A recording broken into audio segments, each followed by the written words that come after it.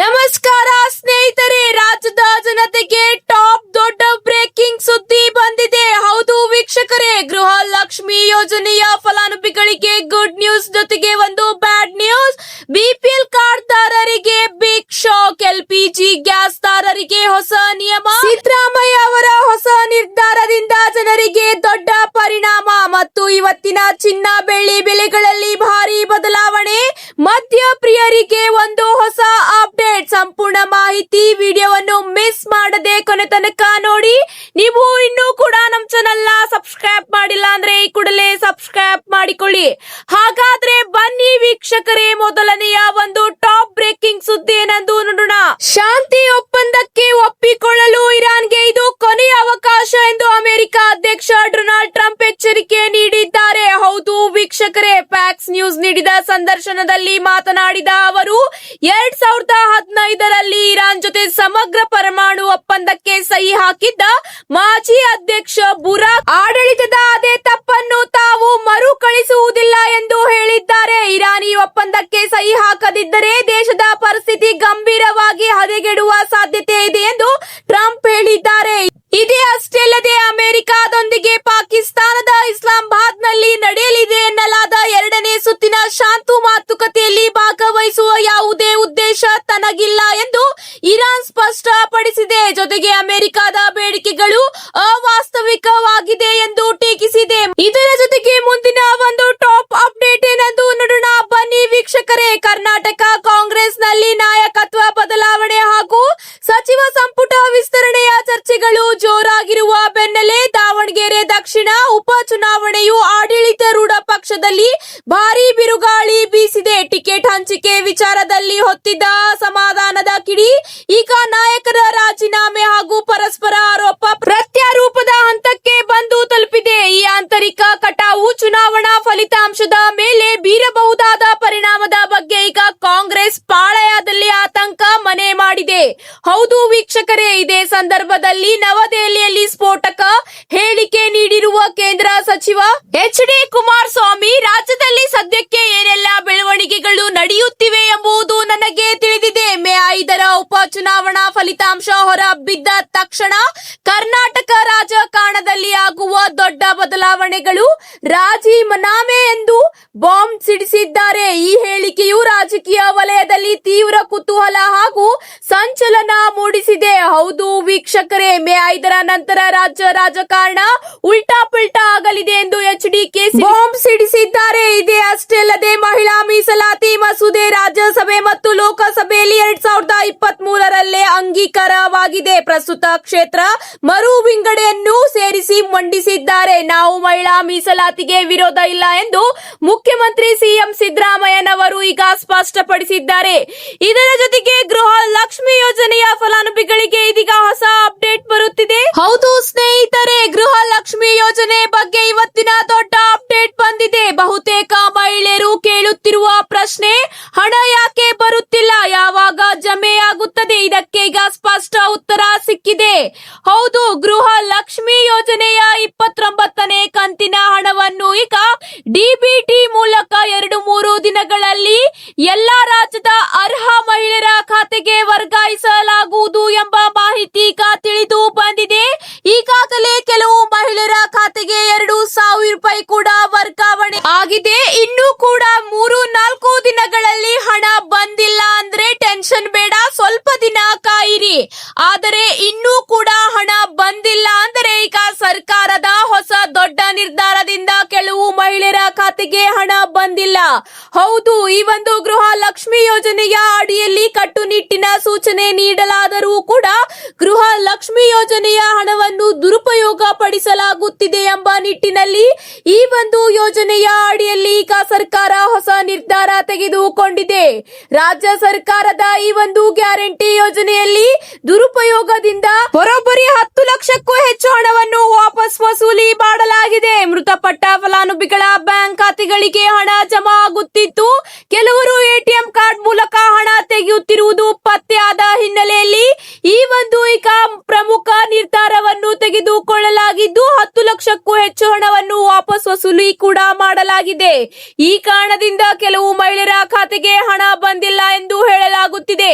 ಇದರ ಜೊತೆಗೆ BPL card ಕುರಿತು ಪ್ರಮುಖ ಅಪ್ಡೇಟ್ ಬರುತ್ತಿದೆ. ಹೌದು ವೀಕ್ಷಕರೇ, ಬಿಪಿಎಲ್ ಕಾರ್ಡ್ ಹೊಂದಿದವರಿಗೆ ಇವತ್ತಿನ 3 ದೊಡ್ಡ ಅಪ್ಡೇಟ್ ಬಂದಿದೆ. ಸರ್ಕಾರದಿಂದ ಹೊಸ ನಿಯಮ ಜಾರಿ, ಹಲವರಿಗೆ ಶಾಕ್ ಆಗುವ ನಿರ್ಧಾರವೂ ಕೂಡ ಇದೆ. ಈ ಮಾಹಿತಿ ತಪ್ಪದೆ ಕೊನೆವರೆಗೂ ನೋಡಿ. ರಾಜ್ಯದಲ್ಲಿ ಈಗ ಬಿಪಿಎಲ್ ಕಾರ್ಡ್ಗಳ ಮರು ಪರಿಶೀಲನೆ ಶುರು ಆಗುತ್ತಿದೆ. ಹೌದು ವೀಕ್ಷಕರೇ, ಬಿಪಿಎಲ್ ಕಾರ್ಡ್ದಾರರಿಗೆ 3 ಹೊಸ ಅಪ್ಡೇಟ್ ಏನೆಂದರೆ, ರಾಜ್ಯದಲ್ಲಿ ಸುಮಾರು 14 ಲಕ್ಷ ಅನರ್ಹ ಬಿಪಿಎಲ್ ಪಡಿತದ ಚೀಟಿಗಳ ರದ್ದು.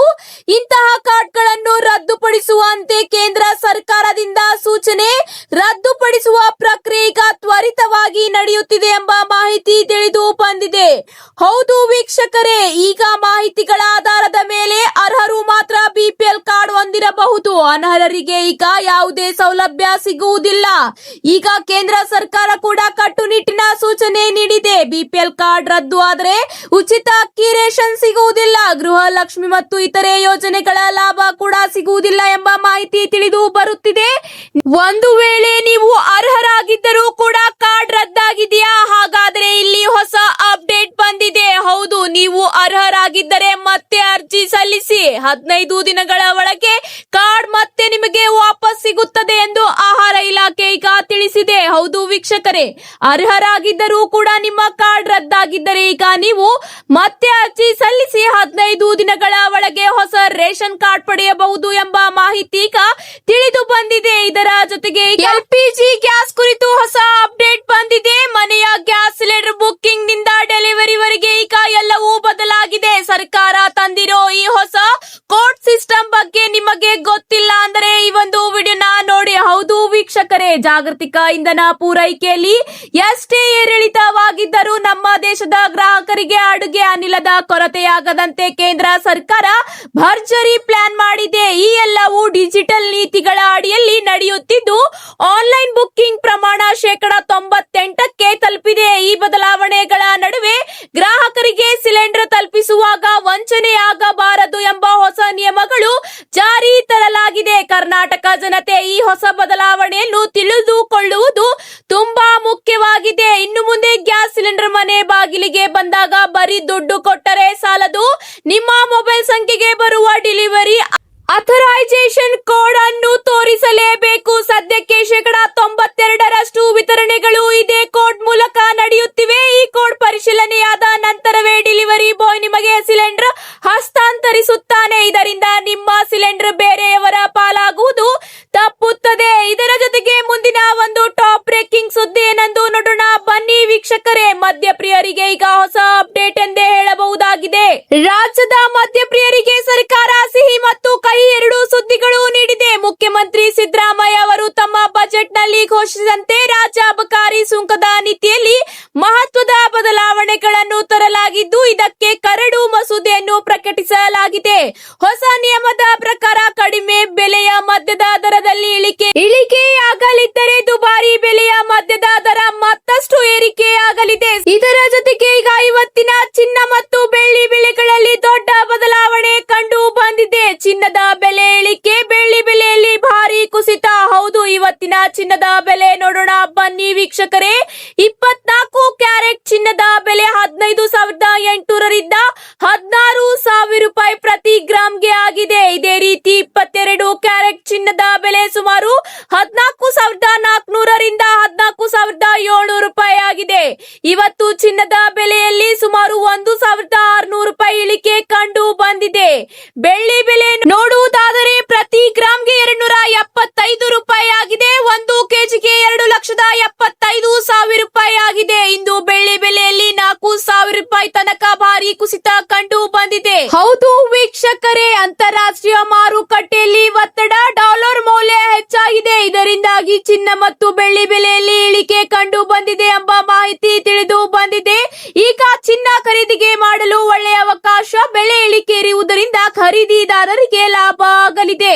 ಇದರ ಜೊತೆಗೆ ಮುಂದಿನ ಅಪ್ಡೇಟ್ ಏನೆಂದರೆ ಇವತ್ತಿನ ಪೆಟ್ರೋಲ್ ಮತ್ತು ಡೀಸೆಲ್ ಬೆಲೆ ಬಗ್ಗೆ ದೊಡ್ಡ ಅಪ್ಡೇಟ್ ಬಂದಿದೆ. ಜನರಿಗೆ ಸ್ವಲ್ಪ ರಿಲೀಫ್ ಸುದ್ದಿ ಇದೆ. ಹೌದು ವೀಕ್ಷಕರೇ, ಪೆಟ್ರೋಲ್ ಬೆಲೆ ಕರ್ನಾಟಕದಲ್ಲಿ 103 ರಿಂದ 104 ರೂಪಾಯಿ ಪ್ರತಿ ಲೀಟರ್ಗೆ ಸಿಗುತ್ತಿದೆ.